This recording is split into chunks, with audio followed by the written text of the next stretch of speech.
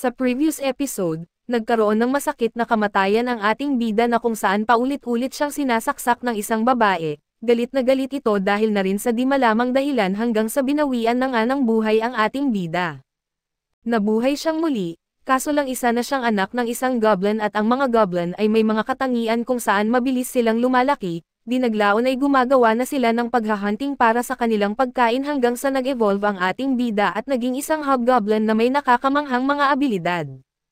Nagawa niyang mapamunuan ang kanyang lahi, at lahat ng sumusuway sa kanyang mga utos ay mahaharap sa isang di kanais-nais na parusa, at nagawa pa niyang mapatay ang hari ng kagubatan at ito ay isang oso na kung saan nakakuha siya ng maraming katangian mula dito.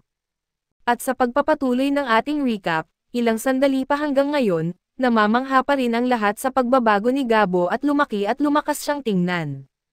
Pumunta si Gabo para tignan ang mga babaeng tao kaso may sumunod sa kanya at ito si Gomi at ang babaeng may pulang buhok sa hindi malamang dahilan, at inaasahan na natakot sa kanya ang mga tao ngunit nagawa niyang mapakalma sila sa pamamagitan ng pagpapaliwanag na siya pa rin ito. Mukhang may ikinabahala naman si Gomi dahil kinurot niya ang binti ni Gabo. Nadismaya ang panday nang makita niyang nasira ni Gabo ang palakol na ginawa niya para sa kanya, ngunit ibinunyag niya na gumawa siya ng kutsilyo gamit ang isang espesyal na bato ng espiritu. Pinuri ito ni Gabo subalit nalaman niyang lalo siyang kinukurot ng iba pang mga babae, kailangan ng tulong ng kambal sa kanilang pagluluto kaya ipinaliwanag ni Gabo na magtalaga siya ng ilang mga goblin para tumulong sa kanila. Humanga si Gabo na mabilis silang nasasanay sa paligid ng mga goblin kaya sinabi niya na magiging mahusay silang mga asawa. Nagtataka siya kung gusto nila siyang maging asawa at tinawag siya ng mga itong tuso na aso. Natuwa si Gabo sa kanilang ngiti ngunit muli, lalo lang nagalit ang babaeng may pulang buhok pati na rin si Gabi. Natuklasan din ni Gabo na gumawa pala ng lason ang mage na orihinal na para sa sariling depensa. Ngunit ngayon na may goblin siyang mapagkakatiwalaan tulad ni Gabo ay wala na itong gamit sa kanya, binuhat ni Gabo ang mage at hinangaan din ang kanyang ngiti ngunit agad niyang naramdaman ang puot mula sa ibang mga babae. Ginugol ni Gabo ang kanyang oras sa pagbibigay saya sa mga babae ngunit ngayon ay pagod na ang kanyang espiritu at sa ika-36 na araw, napagtanto niya na hindi na siya makakapagsanay kasama ng iba at naging napakalakas niya na ang mga karaniwang goblin ay nagtatapos sa malubhang kondisyon mula pa lamang sa kanyang pinakamagaang suntok, hindi rin kinaya ng armadura ni Gabi. Habang pinapagaling ni Gabo ang isang halos patay na goblin, nagtataka siya kung ano ang problema kay Gab at sinabi ni Gab Kichi na wala itong problema habang siya'y nagpunta sa pangangaso, ngunit alam ni Gabo na may mali. Bukod dito ay napansin ni Gabo na nagsimula ng mangaso ng magkasama sina Habs at Gabi, nag-eensayo mag-isa ang babaeng may pulang buhok at samantalang patuloy si Gabi sa kanyang libangan sa pagmimina ng mga bato ng espiritu at para kay Gabo, nakikita natin na nagagamit pa rin niya ang kanyang nawawalang braso na parang isang slime, salamat sa katotohanan na kumain siya ng slime dati. Nagtataka si Gabo kung ayos lang ba si Gab. Ngunit tinuro ni Habs na depende ito sa kung gaano karami ang pagsisikap ang ilalagay ni Gab at nagtalo ang dalawa habang nagnanais si Gabo na ibalik ni Habs ang kanyang libro at iniisip niya kung paano siya sa wakas ay nakapagpahinga ng maayos.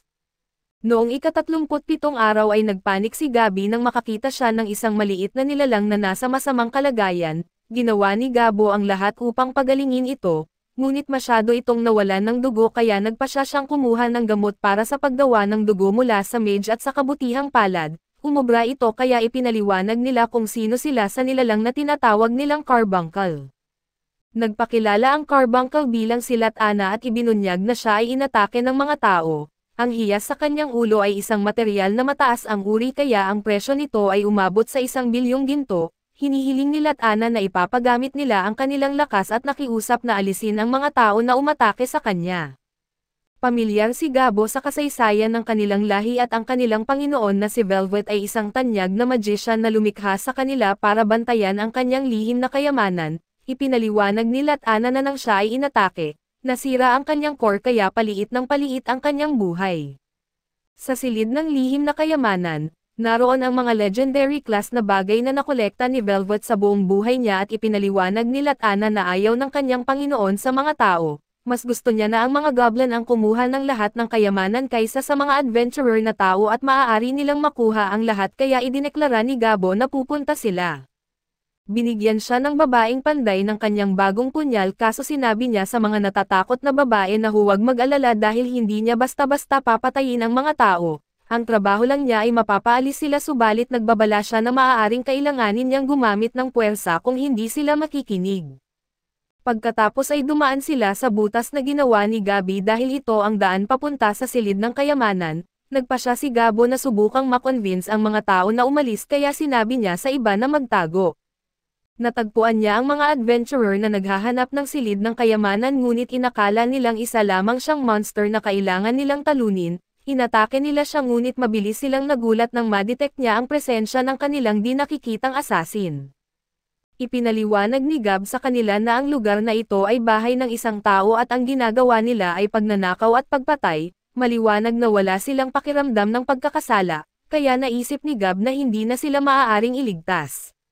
Nagulat lang ang mga tanga na tao na ang isang ogre ay marunong magsalita ng Ingles ng napakahusay, at sinabi ni Gabo na mapalad para sa kanila dahil may mabuti rin siyang puso. Tumanggi silang makinig at inatake pa siya, ngunit madali lang itong iniiwasan ni Gabo at muli niyang sinabi sa kanila na umalis at di pa rin sila nakikinig kaya sinuri ni Gabo ang sitwasyon. May tatlo sa likuran ng mga tao na gumagamit ng maraming high-class na magic items at sa kasamaang palad para sa kanila. Malinaw kay Gabo na masyado silang umaasa sa pagtaas ng level para palakasin ang kanilang lakas sa laban. Hindi ito gaanong epektibo para sa kanila dahil ang kanilang teknik sa paglaban mismo ay kahabag-habag at madali silang natatalo ni Gabo. Biglang nagdiwang ang isang mage nang isipin niyang napasabog niya ang ulo ni Gabo. Siyempre, nagulat ang mga tao nang malinaw na ang kanilang pag-atake ay nagpagalit lang kay Gabo at hinayaan niya silang mabuhay hanggang sa puntong ito. Ngunit tapos na si Gabo sa pagiging mabait at natakot ang mga tao nang napagtanto nilang walang epekto ang kanilang level 3 na magic spell. Idineklara ni Gabo na tapos na ang panahon ng pagiging mabait at binigyan niya ng pagkakataon ang iba na umatake at bigla silang kumilos. Kinuha ni Gabo ang kanyang espada at sinabi sa mga tao na pagsisihan nilang hindi sila umalis noong binigyan niya sila ng pagkakataon. Pagkatapos ay ibinunyag ni Gabo na tinanggal nila ang mga adventurer at kinain sila at ito ay nagbigay kay Gabo ng marami sa kanilang mga katangian, kabilang ang assassin, high wizard at enchanter. Hindi lang iyon, mayroon ding ilang mataas na level na adventure sa kanila at mayroon silang magandang mga nakuhang gamit, may isang bihirang singsing at isang bag ng pag-iimbak ng item na may lamang maraming gamit, kaya kinain din iyon ni Gabo kasama ng iba pang bagay. Pinapayagan siyang mag-summon ng isang cheat item box na kayang mag-imbak ng hindi makakapaniwalang dami ng mga item, pagkatapos ay nagtungo sila sa silid ng kayamanan kung saan nagpasalamat sa kanila si Latana. Ipinaliwanag niya na mahusay ang kanyang Panginoong si Velvet sa mga espiritu, kaya maraming spirit stones ang maaaring makuha doon at nagpaalam siya kay Gabo na may hangad na mabuting kalusugan, at pagkatapos ay naglaho siya. Isang malungkot na sandali ito kaya kinain lang ni Gabo ang hiyas mula sa kanyang ulo na iniwan niya. Nagtaka si Gab Kichi kung ayos lang ba si Gabi at sinabi niyang maayos siya. Nagkaroon sila ng sandaling katahimikan para kay Latana, at pagkatapos ay nagpa siya si Gabo na kukunin nila ang lahat ng kayamanan at paghahatian ito sa kanilang sarili. Humanga si Gabo sa kanyang item box dahil may marami pa itong espasyo kahit na pagkatapos niyang isiksik doon ang lahat ng kayamanan. Hindi nagustuhan ni Gabo ang ideya na iwan lang ang katawan ni Velvet doon kaya sinunog niya ito. Nakakagulat, iniwan nito ang isang uri ng gauntlet na sinubukan ni Gabo na isuot at nagulat siya nang kumapit ito sa kanya at naging kanyang bagong braso. Ang iba ay namangha sa nakita at ipinakita ni Gabo kung ano ang magagawa nito habang pakiramdam niya ay tulad ng kanyang sariling braso. Nang umalis sila, nagpa siya si Gabo na magkaroon ng isang pagdiriwang upang ipagdiwang ang matagumpay na misyon at sa ika-38 araw, siniyasat ni Gabo kasama ang panday ang lahat ng kanilang nakuhang mga kayamanan at nalaman niyang lahat ng ito ay bihirang-bihira at makapangyarihan. Sa ika-39 na araw, ipinaliwanag ni Gabo na binigyan niya ang 10 hobgoblins sa kanilang grupo ng ilang mga magical na item at para sa kanyang sarili. Pinili ni Gabo na kunin ang Vermilion Spear na kasama ng 2 pang item na kanyang pinili. Nangangahulugan ito na ngayon ay may 3 siyang legendary class na artifacts. Ang legendary class ay pangalawa lamang sa phantasm class sa mga ranggo ng item at sinasabing ang may hawak nito ay maaaring maghari sa buong mga bansa gamit lamang ang isa sa mga ito at makalipas ang araw na iyon, nagpunta sila para mangaso ng mga sangkap para sa bear soup at natutuwa si Gabo na makita kung gaano kalakas ang lahat ngayon. Sa ika-40 araw ay nagpasya si Gabo na magkaroon ng paligsahan para makita kung sino ang magiging leader ng mga hobgoblins na maliban sa kanya mismo, at nagtatag din siya ng isang pangkat ng mga mercenaryo at sa ika-41 araw ay nagpunta si Gabo para maghanap ng mga monster na hindi pa niya nakikita dati. Ang una niyang natagpuan ay isang gintong gagamba na naglaglag ng ilang mahahalagang tingin na mga item. Ang pagkain sa mga ito ay nagbibigay daan sa kanya na makagawa ngayon ng gintong sinulid na sigurado siyang magagamit niya para makagawa ng mga aksesorya. Ang susunod na hayop ay ilang pulang osa, ngunit ang pagkain sa isa lamang sa kanila ay hindi nagbigay sa kanya ng anumang mga katangian at higit pang paggalugad ang nagdala kay Gabo sa isang dakilang puno. Ipinaliwanag niya na sa mundong ito, mayroong isang uri na tinatawag na dryads at ayon kay Gabi ay tinukso ng mga dryad ang mga lalaki mula sa iba pang mga matalino na species at ginagamit sila bilang kanilang sariling nutrisyon. Ang mga dryads ay pawang mga babae at napakaganda nila kaya't hindi makapagpigil ang mga lalaki matapos silang makita. Ang dahilan kung bakit ipinaliwanag ito ni Gabo ay dahil lumitaw sa harap niya ang isa sa mga dryad na ito. Hinangaan niya ang malalaking muscles ni Gabo at sinabi niya na gusto lang niyang makipag-usap. Nahihirapan si Gabo na kontrolin ang sarili sa harap ng kanyang kagandahan ngunit kailangan niyang gawin ito, kung hindi ay gagamitin siya nito bilang nutrisyon.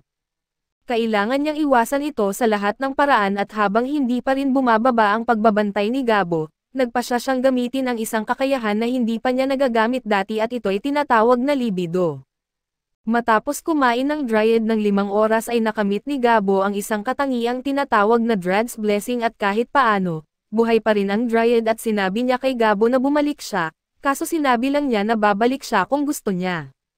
Pagkatapos ay naligo si Gabo sa lawa at agad siyang napalibutan ng mga lizardmen, idineklara niya na ngayon ay invincible siya kaya't mabilis na tinapos ni Gabo ang mga ito at pinatay pa ang isa pang halimaw para lang sigurado. Sa ika-42 araw, natuklasan ni Gabo na may 2 goblin na may kakayahan sa mahika at agad silang naging bahagi ng platon ni Haps, ngunit ang nakakalokong ngiti niya ay nagdulot ng pag-aalala kay Gabo. Kinabukasan, natutunan ni Gabo kung paano i-enchant ang kanyang sandata subalit tila ito'y ikinagalit ng babaeng panday at sa ika-43 araw, nagagalit si Gomi sa kanya ngunit walang nagpapaliwanag sa kanya kung bakit at sinabihan lang siya nilang gamitin ang kanyang ulo. Galit na galit din ang babaeng may pulang buhok at tila upset din ang kambal na mga kusanero, habang sinusubukan nilang pakainin siya ng lason na pagkain at nagulat ang mage na si Gabaro, na kilala sa kanyang pagka-perceptive ay hindi pa napapansin at ibinunyag na ang mga babae ay nagagalit dahil sa selos.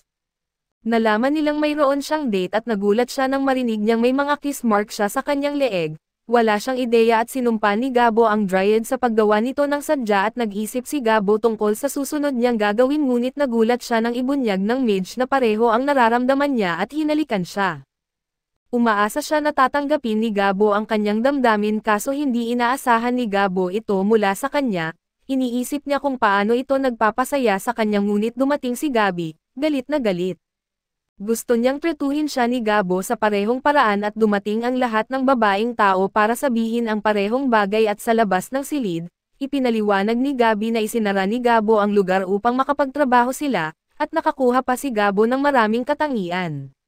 Kaso dito muna matatapos ang recap natin sa bagong anime na ito, antabayanan po ninyo sa susunod na linggo ang bago nitong episode.